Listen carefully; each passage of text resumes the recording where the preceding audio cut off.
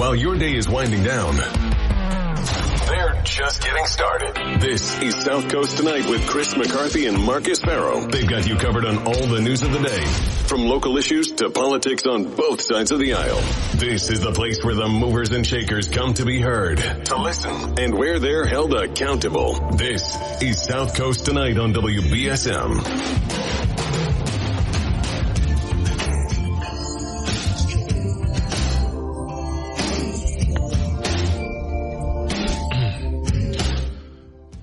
Welcome to South Coast Tonight. I'm Marcus Farrow. Joining me in the second hour is Bristol County Sheriff Paul Heroux. Hey, Sheriff, how you doing? Hey, Marcus. Thanks for having me back on. Absolutely. So, Sheriff, before we get into the incident that happened on Friday, I've been getting some questions, some people texting me, some call into the station earlier, I think maybe some calls throughout the day, about the program that was started under your predecessor, Sheriff Hodgson. I mean, I know there's a few programs that you are either moving somewhere else or cutting altogether. But this particular program, Project Lifesaver, is essentially like a GPS location bracelet program for individuals with disabilities, people with Alzheimer's, people who are known to wander. There's been some vocal concern about that program ending. And I just wanted to give you an opportunity to address that here with the audience.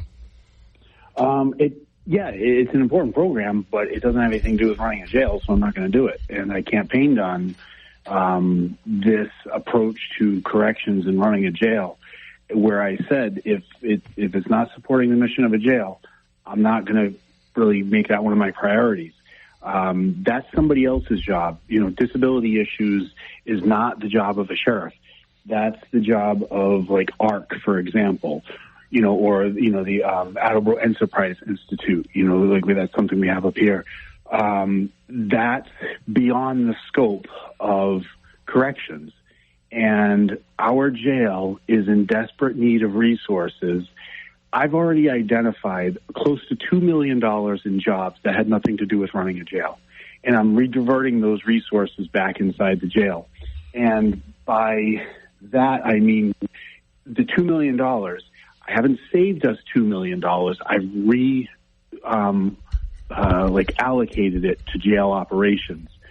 So one of the people who are overseeing this program that you're talking about is now going to be working in internal affairs, doing background checks. And so, we have, like I said, the jail has been starving for resources, for a long time. I don't want to spread us too thin. I think, we have a very specific mission, and I'm going to basically focus on that mission of corrections.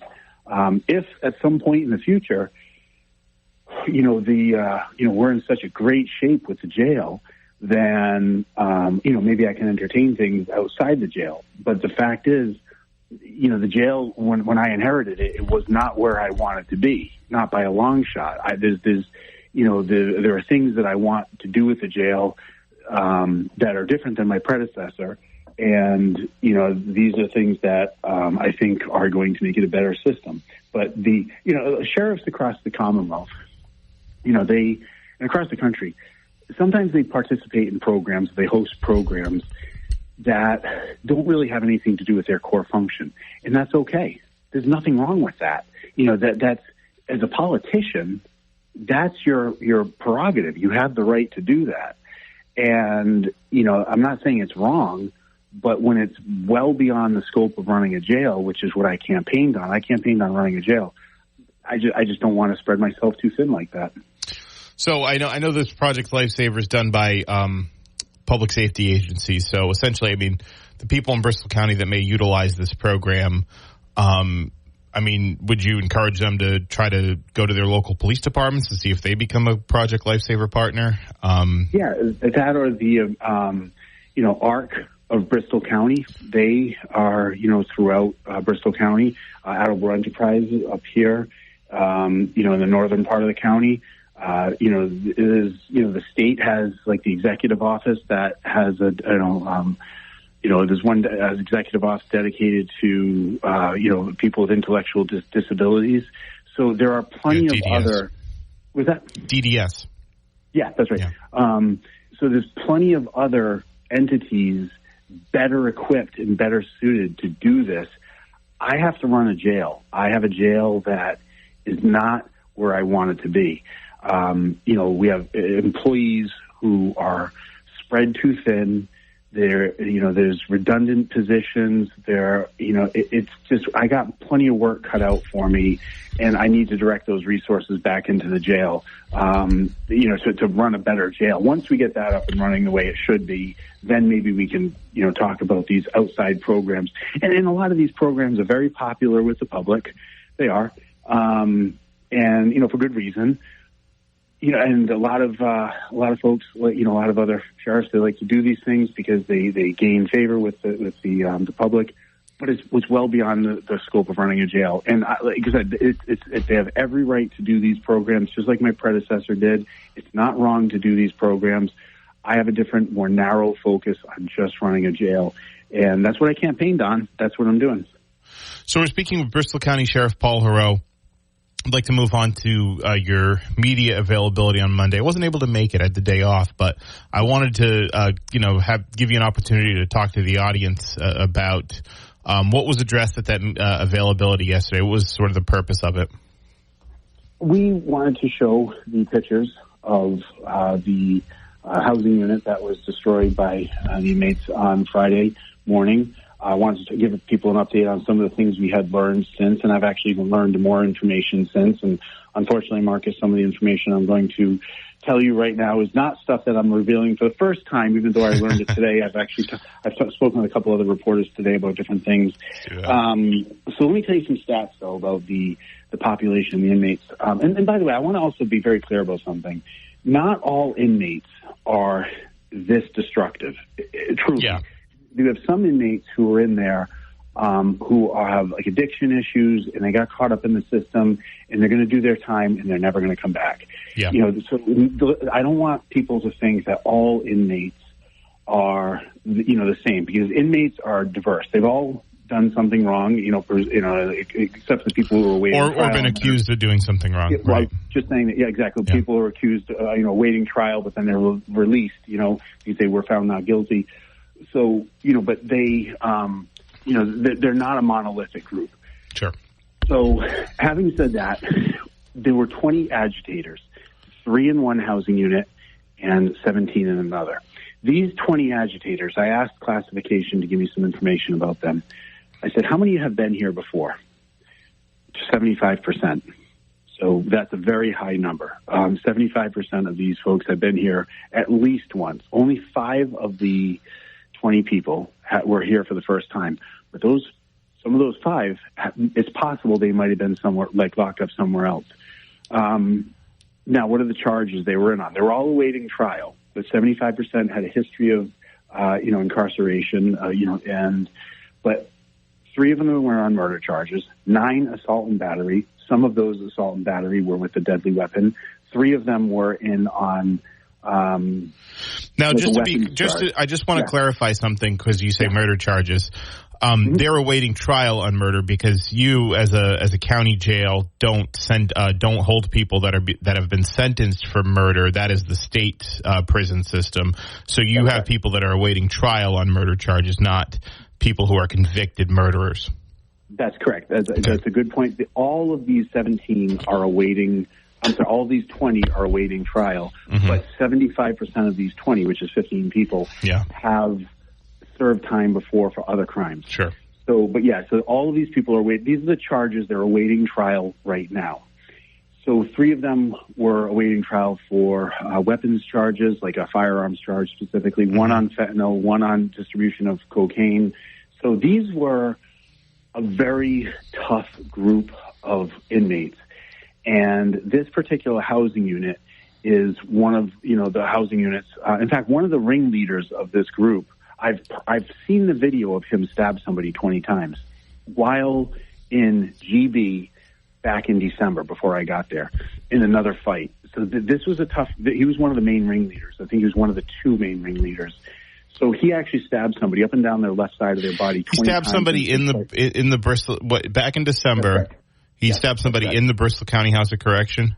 20 times, at least 20 times. I saw it myself on the video. I saw it back in January when I was in the Special Investigation Unit this morning. They said, yeah, you remember when you were here in January? This is the same guy. I was like, oh my gosh, this guy's a menace. So he was actually in administrative segregation. And that's what he's awaiting trial for? No, he is actually awaiting trial for crimes he did outside the jail. And then he came inside the jail and he did crimes inside the jail, stabbing somebody 20 times. And then he, basically was involved with this destruction of property on Friday. So this is just a really troubled person. He's, I shouldn't go too far into describing. I get it. Yeah, but you know how that works. Yeah. So, but yeah, that's something that, I had said previously, most of these folks are recidivists, and that's something I had heard. And I said, give me the exact number. And the exact number is 75%, which is very high. And they're all, to your point, they're all awaiting trial, but they've all served time in the past for other crimes. So this was a tough group of inmates. And, having said that, I didn't treat them any different than I would anyone else. This is a tough group of inmates. They had a lot of weapons. I mean, you could see the weapons in the videos. There was a lot of weapons. One of the comments I've seen repeated on Facebook, because I read some of the comments sometimes, is have the inmates clean this up. The inmates should clean that up. We shouldn't pay a dime to clean that up.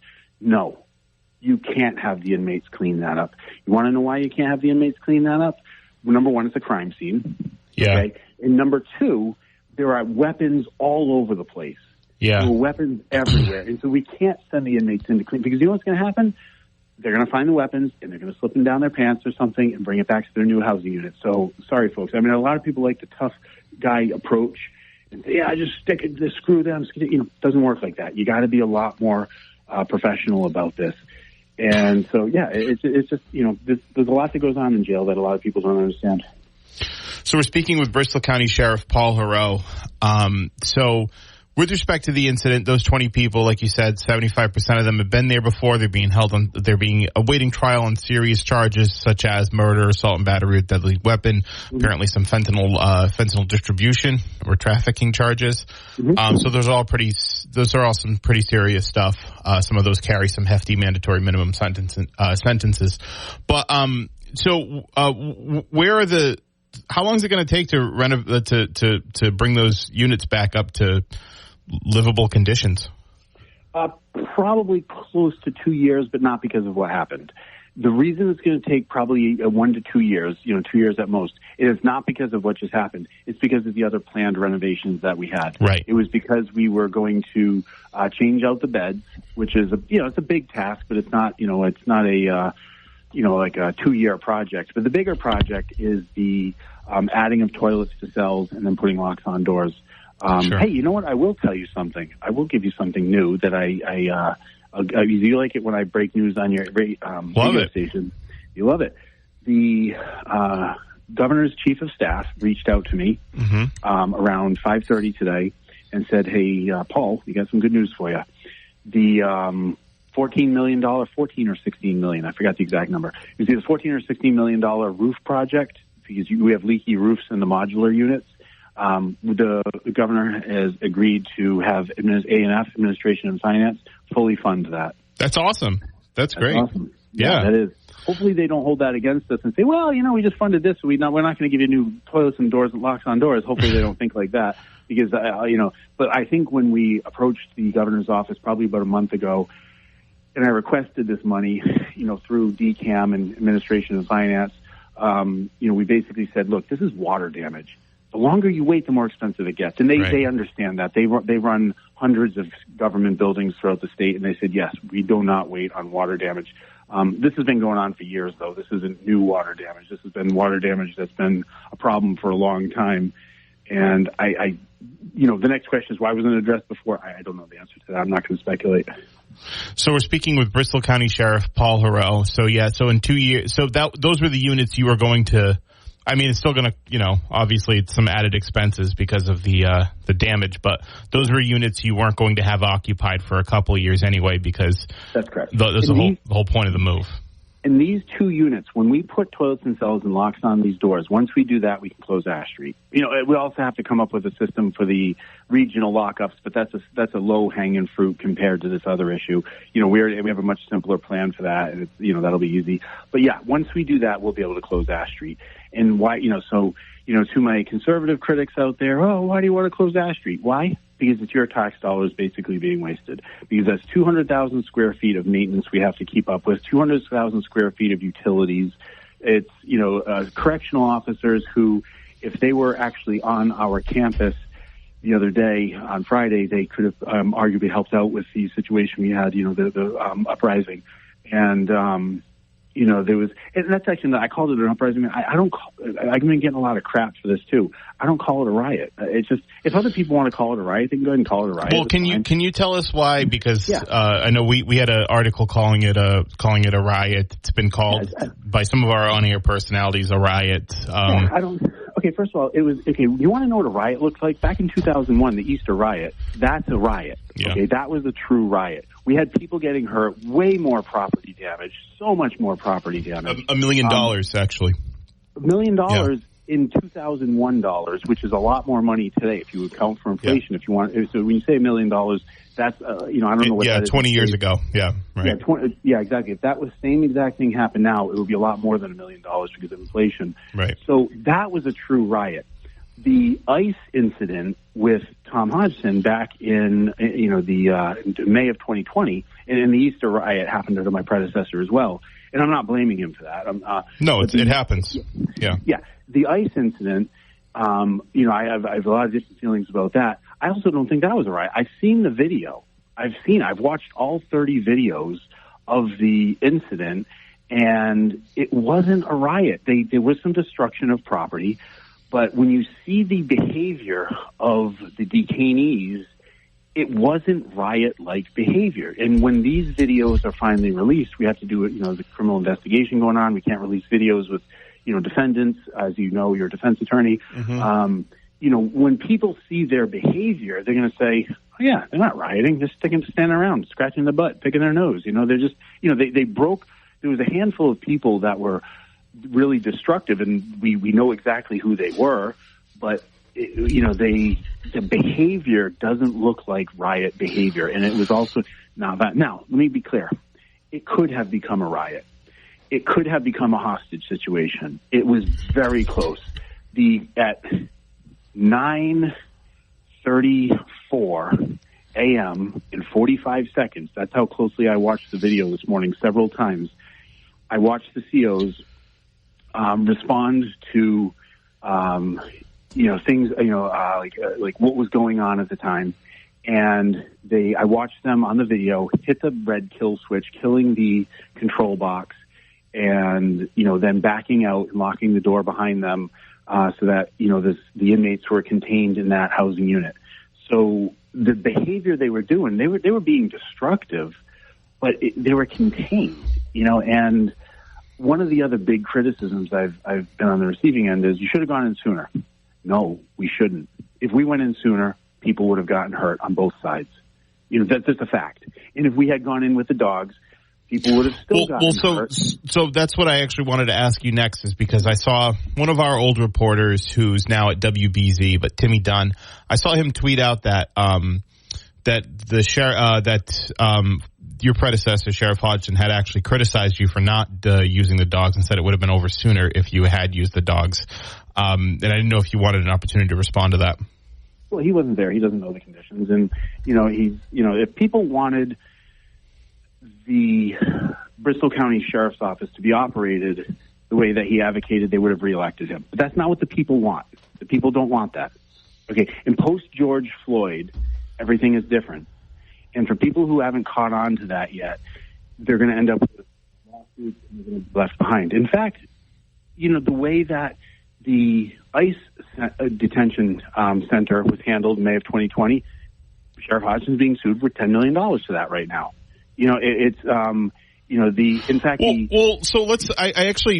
with respect to the ICE thing, because you came on with me and we talked about it, and you were pretty critical of Sheriff Hodgson's handling of the situation. Mm-hmm. And then a few days later, literally like a few days later, this incident happens, and it seems to be not identical circumstances, but fairly close. I mean, you wanted people that there was a want for inmates or detainees to relocate, a refusal to do so, and that resulted in a conflict.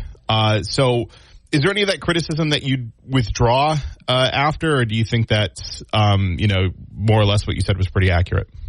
No, I keep, these are two different situations because those are ICE detainees, and the idea was to move those ICE detainees to the medical unit from the ICE center to the Dartmouth campus rather than having the nurses go to them.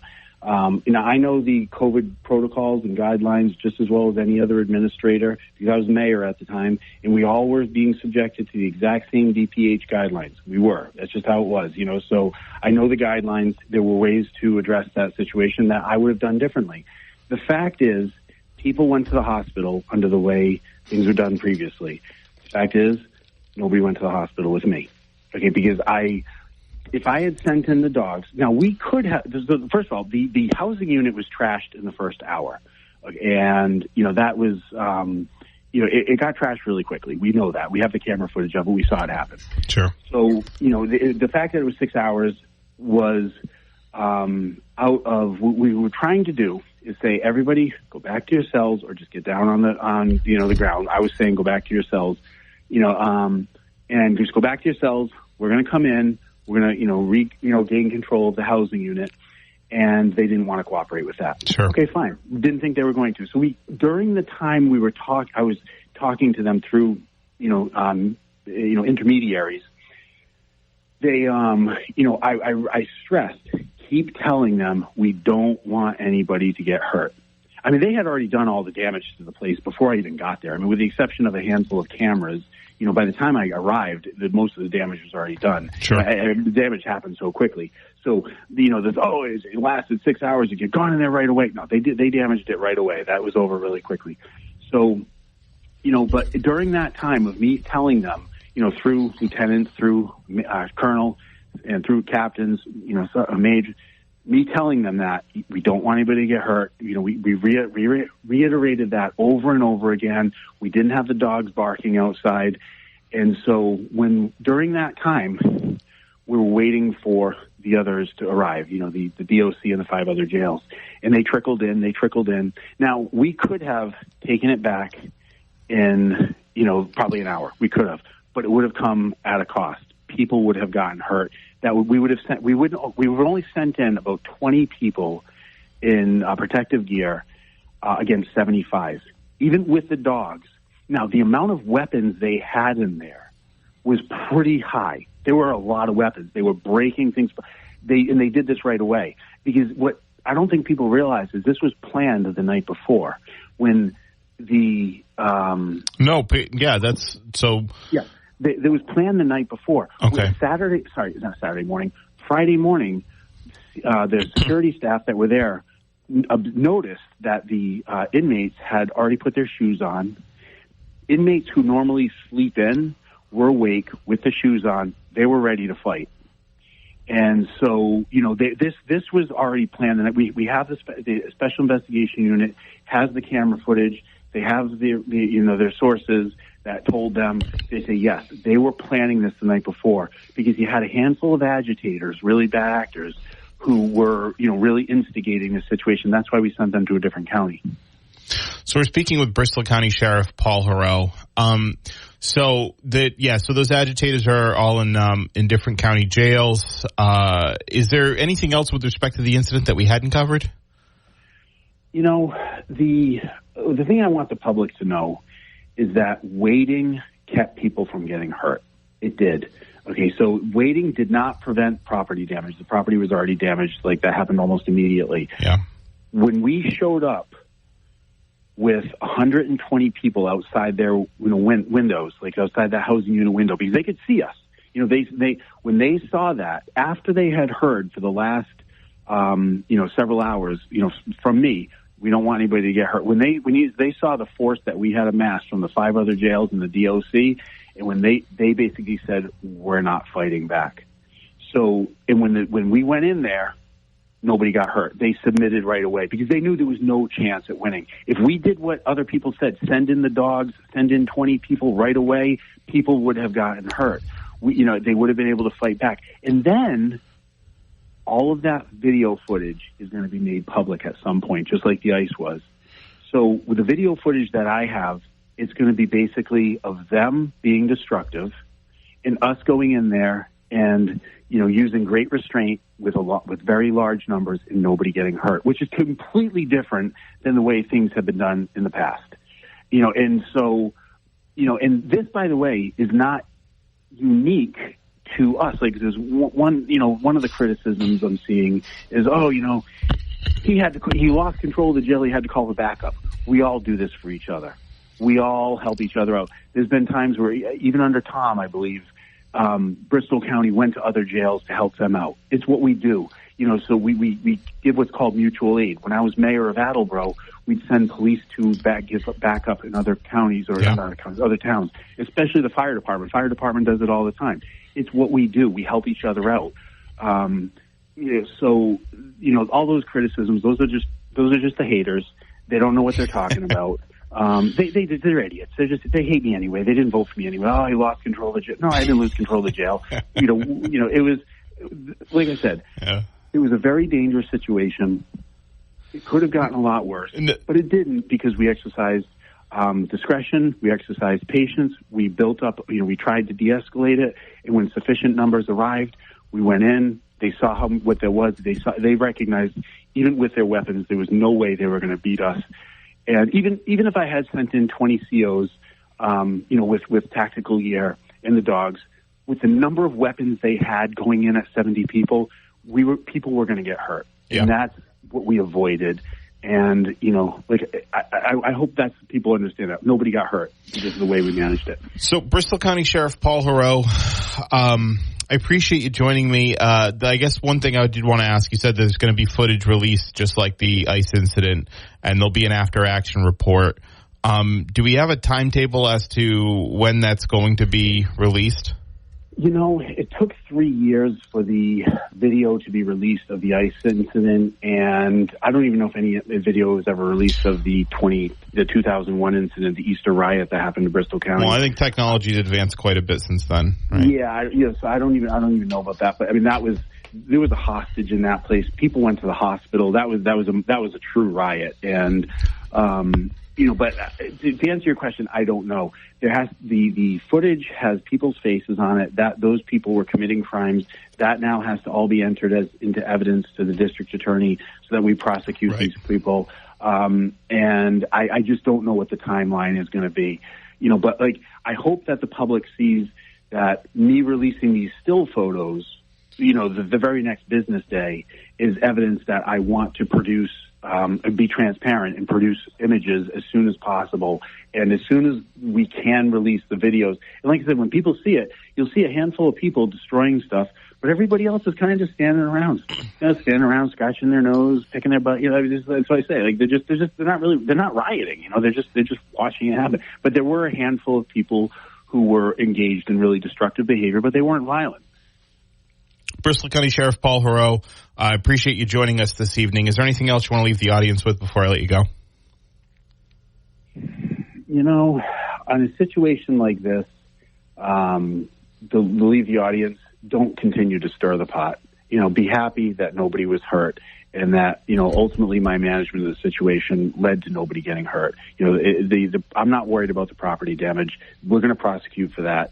But we did everything right, and nobody got hurt, and that was the bottom line. Thanks for joining us this evening. We'll talk to you again soon.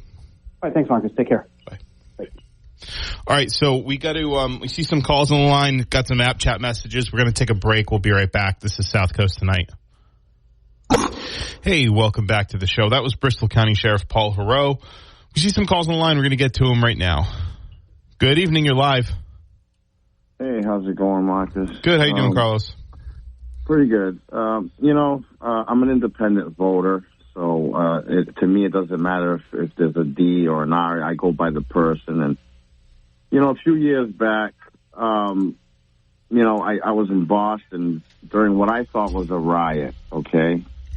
But when I got home, you know what I do for a living and all that. Sure. When I got home and I'm listening to most of the news discussing it, they really didn't acknowledge it as a riot.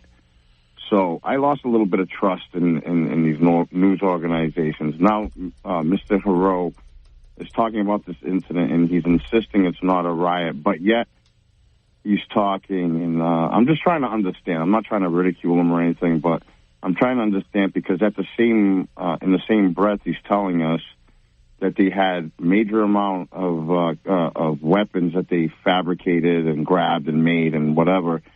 And, some of them, had a rap sheet that were an arm's length, and they've been through this before and all that. So, and then on the other note, he's saying they're just scratching their butts and hanging around and just... Well, he's saying that most of them were. There was about 20 people that were agitating. There's like 130 some odd people between the two units, I think. Right. But, if we go percentage-wise, that's a good amount of people. And I just want to know what is the guideline? I mean, what makes it a riot or not? You know what I mean? Where does the line get drawn? You know what I mean? Because the damage looks significant. I mean, I know there's dollar amounts and you can compare it to other events that's taken place in the past. But I'm just I just hope that everything is. I want to see the video. I think where he's saying that there isn't a riot is that there's no personal violence. Like there's violence done, I suppose, in a way to property. There's destruction done to property, but in terms of violence from one person to another, there wasn't really any of that. So that I think is why he's saying it's not a riot. Whereas like a situation where someone's taken hostage, like they have been before at the House of Correction, stuff like that would probably be more of a riot. It's his opinion that it wasn't a riot. Yeah, I mean, I think so. I think it's just a matter of I think it's just a matter of how you want to, the riot. Just a Google definition of it is a violent disturbance of the peace by a crowd. Right. Exactly. So So is it violent? Is it, I guess what's the definition of violence? I mean, we can go deeper into the rabbit hole here. What's the definition of violence, right? Behavior including physical force intended to hurt, damage, kill someone or something, which is an object. So I think. But if it's a riot, right? When you state it as a riot, it demands a certain type of response. Now, if you're coming out and saying, "Oh, they're just scratching their butts and this and that," then that's a whole different response. I get what he's saying, but if something was to turn sideways, where do you draw the line? I mean, you have to prepare for the worst. You can't come in and say, hey, there's 20 of them scratching their butts, and 20 of them have deadly weapons that can basically, be used to hurt someone badly. I mean, I think they have to go in expecting the worst. You can't go in there thinking, we have to be polite to these people for whatever reason. I mean, I think it was show force. I've been there before. I'm not an angel. Yeah, right. No, you know what I mean. So. I think it's show force, but not use it. I think was the strategy. I think they clearly showed force. I mean, I was there. There were a lot of vehicles there. There were some pictures of the amount of people. The mentality of, and like you said, a lot of them are still there. They're not guilty. They're still innocent until proven guilty. Mm-hmm. But the mentality, and I grew up in New Bedford in the South End around a lot of different individuals, and I'm telling you right now, the mentality of these type of people is the stronger person is the one that wins. They respect strength. They are going to manipulate you and think of you as less of a person if you're considered weak. And they will always try to manipulate you, Just like what's going on with Biden, and when Trump was in office, two different things, you know what I mean? And the perception of weakness, you know what I mean? I don't know. Yeah. I don't, this has happened before under previous sheriff, so I don't know if it was a particular personality thing. Come out and make excuses for the people perpetrating the riot. You know what I mean? I don't think it was excuses. I don't think he made excuses. He said, he listed the crimes that they were being charged with, which were serious crimes. All I know is if I was going to court, I would be using the recording stating that it wasn't a riot. Well, Your Honor, my client wasn't involved in the riot. The riot isn't it wouldn't matter because they'll probably be charged with like malicious destruction of property, and there's no element that requires rioting in there, so it wouldn't really matter. You can play the recording and try to downplay it, but the matter is if you're on tape and you're doing something destructive to something or someone, it doesn't matter what a particular elected official says about it. I could have sworn he said they were planning this thing. He said some people did, yeah. He said that some people did. That sounds dangerous.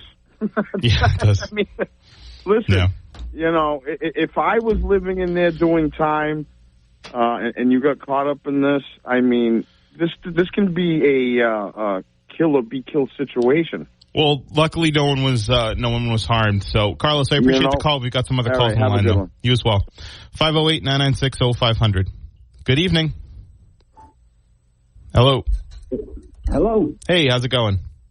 Good, Marcus. Marcus, my number one question is, I feel like the new sheriff is taking a victory lap here, and I'm having a struggle with that, I don't know if it's a victory lap. I think he just wants to sort of, I think there's probably a perception that people will have, and I think he's trying to dispel that perception.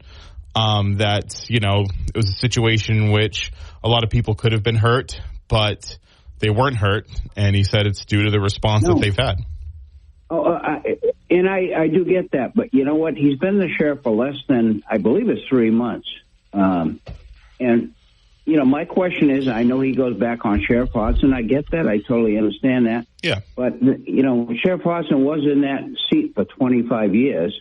And I struggle with where this sheriff is going. I'd love to see WBSM. I know he uses WBSM as sort of like a catapult, to get to his audience. But any good politician does.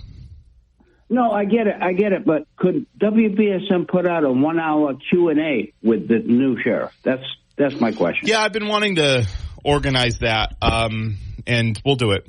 It's just a matter of when. Allow the people, because he says he serves the people of Bristol County. Yeah, we'll do it. Sheriff Hodgson said it too. But, I'd love to see it. He was during the campaign, very available to take questions from the audience and all that. I'm sure if I reached out, I don't want to speak for him, but I'm sure it's something we can accommodate at some point. I'm not saying that, but he's in a hot seat now. I'd love to see a 1-hour Q&A with the sheriff. Yeah, it's just a matter of, again, trying to find the time, get somebody in the seat and all that. I know I've talked to, about doing some in-studio stuff. If and when he's able to, I'd love to do it, and I'm sure he'd be willing to.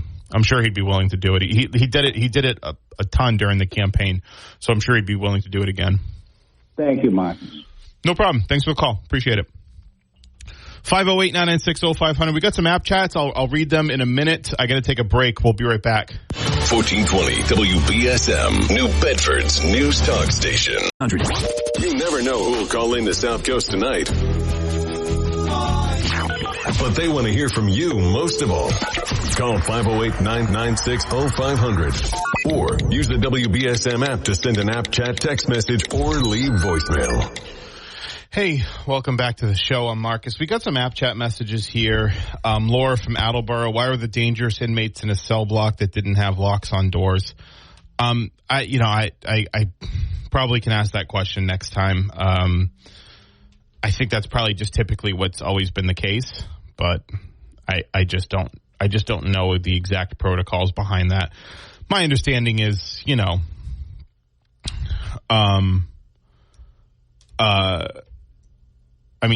typically you're either in the general population. I know in the House of Correction there's greens and tans.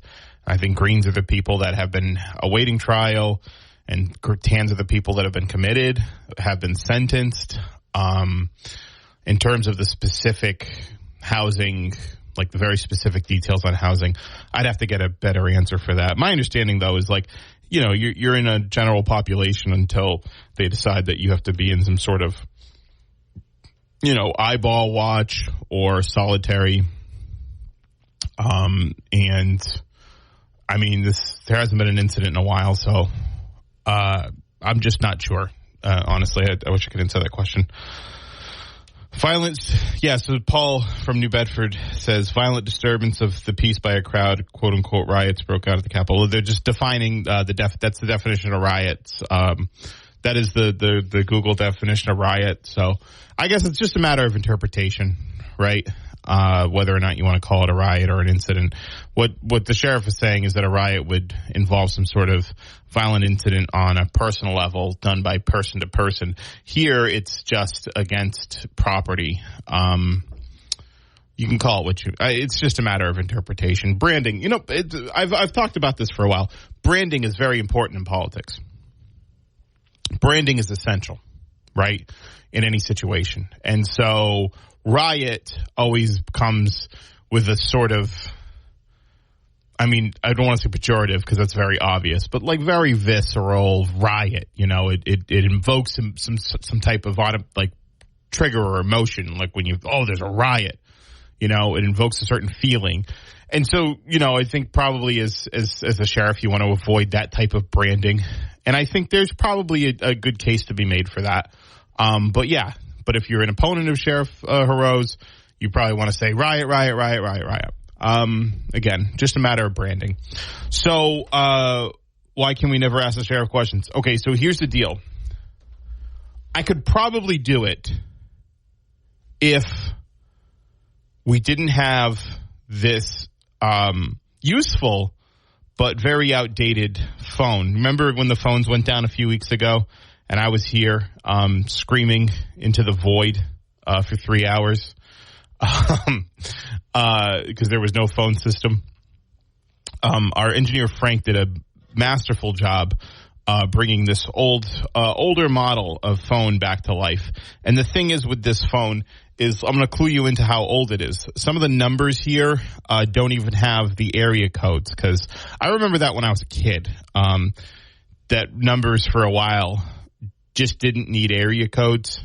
And so you could just dial the number. Like to get on, you could just dial 996-0500 instead of 508-996-0500. Right? So I can't do it on this phone for sure. I can't do it on this phone. I can't actually hold somebody on the guest line and then take somebody on the caller line. I'm not able to do it, which is unfortunate. So that's why I can't. You can't. I will try to set up reserve some time for that. I think I can't speak for anybody. I think he'd be amenable to it. He was during the campaign. He was after he got elected as well. He came in here for 2 hours with me to answer your question. So I think he'll, if you want to talk to him, we can probably set something up. Again, obviously, schedule's a bit more demanding now that he's been elected. So we'll see if we can work that out sometime in the near future. 508-996-0500. Listen, I see you calling the line. I got to take a quick break. We'll be right back. Good evening. Let's go back to the phones. Hey, you're live. Thank you. Sometimes I feel like I'm a walking dead. It's good to be alive. I just wanted to let you know that I have to agree. It wasn't a riot. It was an insurrection. He said by definition it wasn't a riot. So technically it was an insurrection if you look up the definition of both and compare them. Well, they weren't trying to overthrow the government. They weren't trying to, like the inmates that started it. They weren't going to authority. They weren't going to appoint the next person. You know, they weren't going to appoint the ringleader of this disturbance, the new sheriff. I think it's a little. Maybe they were. Maybe they were revolting. They're like, the guy's got to go. That would have been exciting. That would have been really exciting. I'm not saying they would have demanded the previous sheriff back, but maybe they would have put one of themselves in charge. I don't know. Yes. It's not in the definition, but. Yeah, it might be a little fast and loose with the definition of insurrection. But technically, the way he described the course of events, I'm thinking from the two definitions I read word for word, it more closely aligns with insurrection. I wonder if he'll. And one question I would have asked if he was there and had time for questions. I'm sure it's pretty busy week right now for him. Mm-hmm. But I wondered when he said there was all this, damage done, and then boom, they pretty much stopped damaging stuff and, picked their noses and stuff. And like how quickly did the cool down period come and all of that? So in the chain of events, what my question would be was, he had said on a show, I don't know if it was yours, but at one point when he was calling in shortly after the situation, he said that the dogs were deployed. He got there and called the dogs off. My question would be, were the dogs in there after the destruction and then they all settled down? Were the dogs in there before the damage was done, and when he pulled the dogs out, they created the damage? Like, I would just like to know at what point the dogs were there and at what point the destruction took place. Not to say there's a correlation, but just kind of wondering. Okay. So if you get him and he doesn't have time for questions,